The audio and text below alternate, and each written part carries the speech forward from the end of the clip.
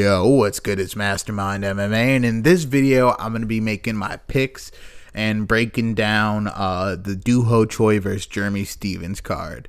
This card is coming up on the 14th. Yeah, the 14th of January. It's going to be the first card of the new year, and it is headlined by Jeremy Stephens and Choi, obviously. And the co-main is my guy Uriah Hall versus Vitor Belfort. So I'm going to be going through making my picks.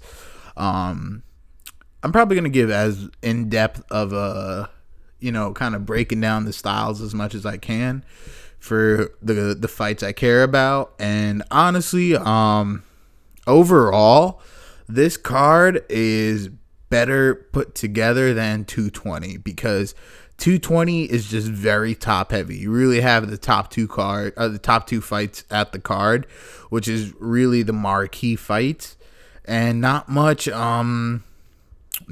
really outside of that in 220. You know what I mean? But when you go over to Stephens Choi, they have like a lot of cards that could be sleepers, and a lot of cards that could be, a lot of fights that could be entertaining on that card. So I'm gonna start from, where am I gonna start from? I'm gonna start from the bottom, work my way up. But starting from the bottom, I have to like pick what I actually give a shit about. You know what I'm saying? So I'm just gonna start from James Krause, because actually I'm gonna start from Matt Frevola versus Polo Reyes. Polo Reyes, I pick him to win the fight. He's a guy that trains with Dom Cruz. He's an Alliance guy. He had a fight of the year contender at 199. Who is it against? Polo versus Dong Young Kim. Yeah, that was fight of the night at 199, and that shit was crazy. I think it was one of the fights that were fight of the night. I think there's two fight of the nights. I'm not sure, but I picked Polo Reyes to win. He's a good fighter. Is he on a winning? He just lost to James Vick at 211. So, that's really his just kind of like a little bit of a skid on his record. He pretty much won everything in the UFC except for the James Vick fight. So I pick him to win. He's a good fighter. Matt Frevola, full disclosure, I don't know much about, so it's kind of a biased pick because I know Polo Reyes. But when we go to James Krause and Alex White, James Krause is a guy who's in the UFC. He was signed to the UFC, yet for some reason he wanted to go on that Ultimate Fighter Redemption season. I don't know if there was something about him that he kind of gave the story about it. Something happened at the motherfucking at the Ultimate Fighter last time, and he wanted to come back and win it or whatever like that. But James Krause, man, his last fight was against Tom Galicchio. A lot of his last fights are against like the Ultimate Fighter guys, but the Galicchio thing was it was on the finale card, so it was counted as a UFC bout, and he was in it. He fought at, honestly, man, like he really isn't that active, because he fought on like the Dillashaw Barao 2 card, and then he fought on that Cowboy versus Cowboy card, and then he won on the Ultimate Fighter. He's lost to guys like Bobby Green. He's lost to Jorge Masvidal. But they're both tough guys, so it's not really taking much away from him. Now, when we go to this other guy that he's fighting, the Alex White guy, let me think about this guy. Hold up. Well, like, he fought Mitch Clark in 215. He beat Mitch Clark. He beat Artem Lobov, and that's not saying much, man. Fucking, to quote Paulie Malignaggi, he's like, you might as well throw Everlast on Artem's head because he's basically a fucking punching bag. So I definitely agree with that. That's not saying much, man. So I'm gonna give the nod to Krause just because I'm more familiar with him, and Yeah, that's pretty much it. I'm more familiar with Krause, and I don't really have much to base off of Alex White. So I'm going James Krause. Thiago Alves versus Zach Cummings. Both tough guys. Alves has kind of been in the game for a little bit of a hot minute now. I'm going to go with... Who am I going to go with? I don't know yet, bro. Let's see. So, Zach Cummings, man. Let's go through his resume, see what he's been doing. He beat Nathan Choi. His last fight was on that Johnson versus Hayes card. He fought a guy named Alexander Yakovlev on Musashi versus Hall 2 card. He lost to Santiago Ponzinibbio. He lost to Gunnar Nelson. So, he's had high-level fights. He's lost them, but he went to decision with Ponzinibbio, which is saying something. He got submitted by Gunnar, which a lot of people get submitted by Gunnar. I'm not going to take too much away from you if you get submitted by Gunnar.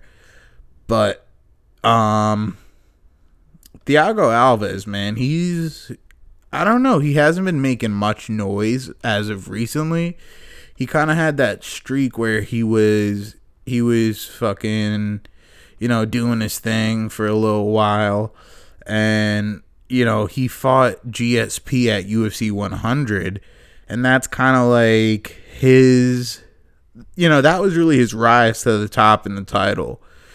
And then after that, he lost to Fitch. He lost to Rick Story. He lost to Martin Kampman. He lost to Carlos Condit. He lost to Jim Miller. The Condit one was a doctor stoppage. The Jim Miller one was a decision. And then he beat Patrick Cote at, I believe that was Cote's last fight. So he beat Patrick Cote. And, I don't know, man. How old is Alves? He's 34. He's not too old, but in the fight game, that's a little old. I don't know. Alves might have been one of those guys accepted by USADA. But I'm not saying that officially on the record. I'm just saying he's kind of one of those dudes that, he kind of fell off before USADA, but the fall from grace got a little greater. But I'm not going to put that on him officially. Next fight. Oh, I didn't even pick. I'm gonna pick Zach Cummings because Cummings he's around the same age, 33. But the thing about Cummings is he's had a little, I don't know, they're basically the same age, and Alves has more experience on him, but I feel like Alves has a little more wear and tear on him. So I'm gonna go with Zach Cummings. The next fight up, Darren Elkins versus Michael Johnson. That's very interesting because Johnson is dropping from lightweight to featherweight. I remember he was trying to get Aldo a while ago. But Johnson, I don't know why he's going down to featherweight, man. I guess because he can make it, and, he's a little bit on a skid at lightweight. But Johnson is still a beast. And honestly, Elkins is resilient. Elkins is a beast. Elkins is coming off of a win of Bermudez. I believe that was his last fight. And before that, he was, he was fighting against, Mirsad Bektik when he was getting his ass whooped. And then he came through and knocked him out. Like, he was getting the dog shit beat out of him. And he came through and made a comeback. So, he is on a win streak now. He's like on a 5-fight win streak right now. He's kind of doing the damn thing in the division, but Michael Johnson is just so clean with his boxing. Michael Johnson, he is a tough guy. He gets sucked into those wars though. He's very, I don't know if you guys ever saw that video of Michael Johnson and Kamaru Usman training, and they were sparring and they got real serious and they had to get broken up. Johnson's a really short-fused, short-tempered guy, so you could really pull him into wars easy. Elkins, it's not that he thrives in those wars, but his heart really comes through. So Elkins, I feel like if Elkins goes to war with Johnson, it'd kind of be a wrap. But then again, man, Dennis Bermudez is a tough guy. Dennis Bermudez is like, he's a real big guy, and you beat him by decision. A big guy for featherweight. But another thing is that Michael Johnson is a bigger guy with more knockout power. And, you know, Johnson he has really good exchanges in the pocket. Johnson is good at exchanging and trading in the pocket. So I'm going to give the edge to Johnson. We're going to go up, and you have a women's flyweight fight. Kalindra Faria versus Jessica Ai. I don't know who that is, man. I'm just going to pick Jessica Ai. And then we go up to welterweight. We have Kamaru Usman versus Emil Meek. Meek Emil. Nah, I'm kidding. But you got the fucking Viking, Emil Meek, who beat Paul Harris. He's fairly new in the UFC. Made his UFC debut, like, I would say a year ago. I got to double check. Yeah, like pretty much exactly a year ago. Damn, I was on point with that. Yeah, he made his debut in December 2016. But the thing is, that's his only fight in the UFC. Before that, he beat Paul Harris. He knocked him out, and that was kind of what got him into the UFC. So there's a lot to be proven, a lot to show with Emil Meek, but he just looks like a beast. But the thing is, man, Usman is one of those guys that are just, if he had more opportunity, he'd be higher up. You know what I'm saying? He's a tough guy. I remember Rashad Evans came up to Big Boy with him. Big Boy does radio in LA, and he brought Usman up with him years and years ago. So I mean, like, Usman's been in this shit for a while, man, and Usman's on a beat. He's on a bit of a crazy streak. I think he's only lost one fight. So he's 11-1. You know what I mean? He beat Sergio Moraes at the Rockhold Branch card. Sean Strickland, Warley Alves, Hayder Hassan, a bunch of people. No one high level. To quote the illustrious Cody Garbrandt, high level boxer, high level wrestler. He never fought anyone at a super high level. He's dominated his competition that he's faced thus far. And the thing with him doing that, it's like he shows that he's levels above the competition he's facing, but is he going to be levels above high level competition? Is he going to be above anyone in the top 15? Is his skill set going to be greater than anyone in the top 10? Will he be able to hang at the top 5? These are all questions left to be said, and a lot of people don't want to fuck with him because he's dangerous and he doesn't really have a name. So you're just kind of giving him an opportunity more than anything, i.e. Cowboy and Darren Till.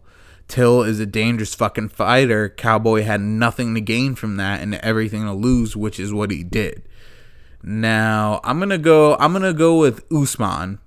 But another thing about this and about that pick is with Kamaru Usman, we kind of know that he can rely on his wrestling if need be. The thing about Meek is I haven't seen enough of Meek to know how he would do at this level of competition. You know what I'm saying? Is he going to rise to the occasion and beat Kamaru? Or is Kamaru going to, just beat this guy? And another thing is Kamaru Covington would be better, but for Kamaru. But the thing about that is, at this point, if Kamaru wins, I don't know how much he gains anything out of it. Because Emil Meek, although he is a little bit of he's not even a name, man. He's had one fight in the UFC, so it's not gonna do much for him. I'm going to I'm going to pick Usman for it. I like Meek. I feel like Meek could get the KO, but I don't know if Usman will be too experienced for him. Now, when we go up, it's Paige Vanzant and Jessica Rose Clark at flyweight. And let's see. So she beat Beck Rawlings at that Verdum Tybura card. I don't know. She's fought Sarah Kaufman outside of the UFC and lost to her. I don't know, man. I haven't really seen much of this chick. I don't even think I watched that fight against Beck Rawlings. Maybe I did. But I'm going to pick Paige Vanzant. Just because, I mean, she is scrappy. She is more experienced. She has heart. She took a 3-round, or was it a 5-round? I'm pretty sure it was a 5-round ass whooping by Thug Rose. So I'm picking Paige Vanzant. She's she's tough. So, and I'm gonna go with that. Now, to my guy Uriah Hall and Vitor Belfort. I'm gonna try to give as unbiased commentary and as unbiased just thoughts on this as I can. Uriah Hall, man, this is kind of an opportunity for him to kind of get back into the swing of things. He had a good showing against Jotko.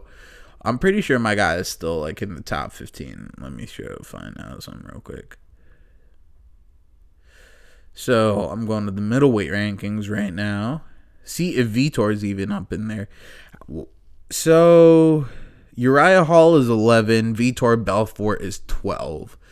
The thing about this is that Belfort is kind of just at this point someone that you could add to your resume. Gastelum added Belfort to his resume, and that really kind of set Gastelum off to the races a bit, because then after that you had Gastelum get that Silva fight, and then he fought, then that fell through.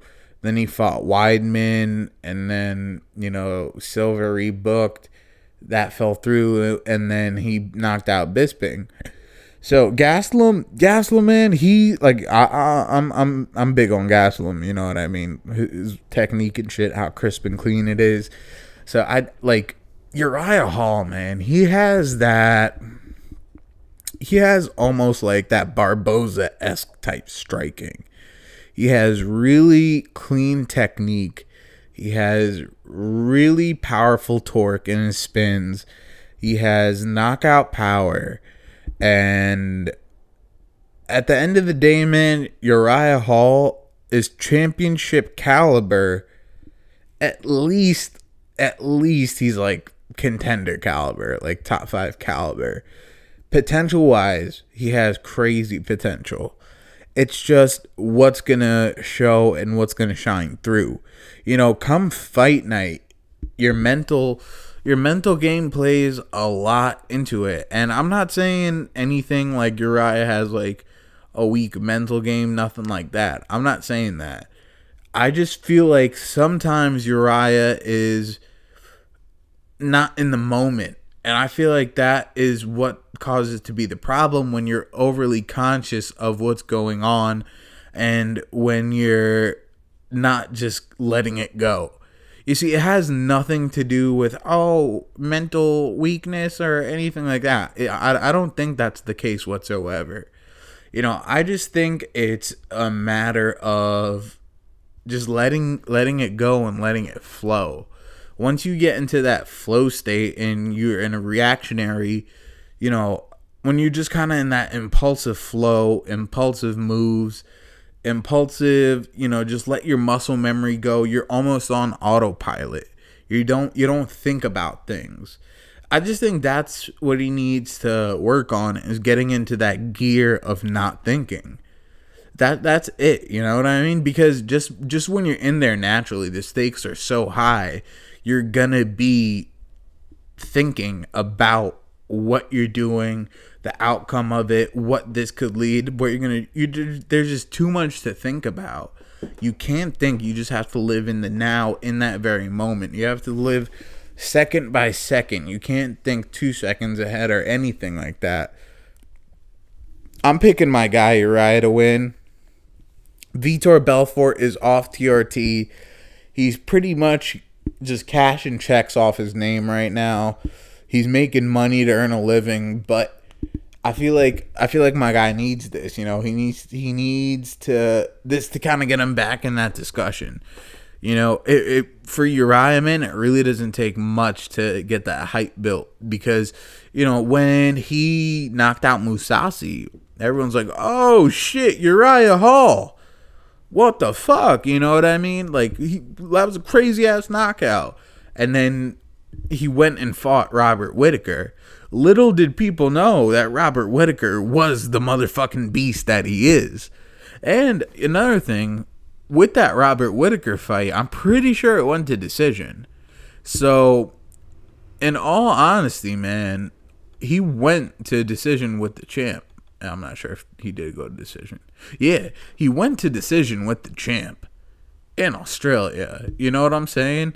So that was just like the beginning of a little bit of a skid, because after that, it was that Brunson fight where he got knocked out. But I felt like it was like the stoppage was kind of bullshit. It was a little early.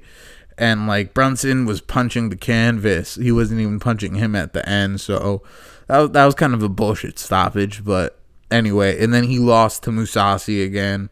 Not again. He lost to Mousasi, and then he beat Jotko. So Uriah, man, he's a tough guy. He's got crazy unlimited potential, and I feel like he just has to let it go. He just can't give a fuck, and he's gonna have a phenomenal performance. That's what I'm saying, man. I feel like he just needs to let it go and just fuck up Vitor, and he's straight. Jeremy Stephens versus Doo-Ho Choi. It should be a good fight, but I mean, honestly, bro, Jeremy Stephens' last showing, he rounded out his game so incredibly. He's fighting very smart. You know, he's doing his damn thing, man. He's really coming in his own. He's really adding shit to his game. And for someone who's been in the UFC this long, to at this stage in his career and at this stage in the game, for him to still be evolving and adding tools to his shit, that's saying a lot. Because Jeremy Stephens, like, he's been in that shit for like how long, man? Like at least 10 years, I would have to say, bro. I think his first fight was against Dean Thomas, and that shit was, fuck, man. Yeah, bro, that shit was in 2007. He's been in the UFC like 11 years. So he fought him. His debut was at UFC 71. So that's fucking wild. So he is doing the damn thing, and I feel like, you know, Doo-Ho Choi, as tough and as resilient as Doo-Ho Choi is, I don't think that he's ready for Jeremy Stephens' caliber. You know what I mean? And I rock with Jeremy. Shout out MMA from the Heartland. That's his guy, Jeremy. And, you know, Jeremy has... He's a young guy still. He's got a lot of fight years on him, but he's still a real young guy. And the thing about him is, like I said, his game is still evolving, and, you know, he hits like a motherfucking truck. This is a guy that knocked out RDA, who's on the verge of being a 2-weight world champion. You know, he lost to Renato Moicano and Frankie Edgar, but, you know, he came back and he showed that he had a lot of shit and then beat the fuck out of Gil. And Doo-Ho Choi, man, as tough and as resilient as he is, I don't see his chin being able to handle that. Because keep in mind, Jeremy Stevens as a featherweight and Cub Swanson as a featherweight, two very, very different people. You know what I mean? Two very, very different featherweights. That, like, Jeremy Stevens is probably walking around closer to a welterweight, in all honesty, man. Like, he's probably close to 170 or 160 something. Like, has to be. But maybe a little lighter because he cuts the featherweight and he makes featherweight. But Doo-Ho Choi, I don't see him being able to handle Jeremy. You know, Jeremy is very well-rounded. Doo-Ho Choi is well-rounded too. But on top of that well-roundedness, it's like that killer fucking power. You know what I mean? So I got Jeremy Stevens by knockout. I got him knocking Doo-Ho Choi out. And I like Doo-Ho Choi too, but Jeremy Stevens is just a fucking monster. So I have Jeremy winning that. And yeah, man, that's what I got going on for this card. I feel like this should be a good card. Lots of good fights on there. And yeah, I got me and Jamari got a new podcast. It's called Jake and Jamari from the East to the West. The episode is out. You could check it out, where we talk about UFC 219 and a whole bunch of other shit. And then I have I did an award show, an award ceremony, the Mastermind award ceremony, and I pretty much recap 2017, talk about the best fights, the best knockouts, the best submissions, fight of the year, fighter of the year, comeback of the year, all that. So go check that out. Also, I have a podcast episode out of the Mastermind MMA podcast episode 8. Go check that out, where I pretty much just talk about all the shit that happened from 217 on. So, yeah, I got a lot of stuff out. I'm probably going to bang out another podcast episode today if I could figure out what to talk about, because I got a lot of shit I want to talk about covered, but I really want to bang out a podcast episode. So, yeah, man. So be on the lookout. I might hop on my PlayStation, do some live streaming, and get that shit going, man. And as usual, you already know it's Mastermind MMA. Stay fucking with your boy.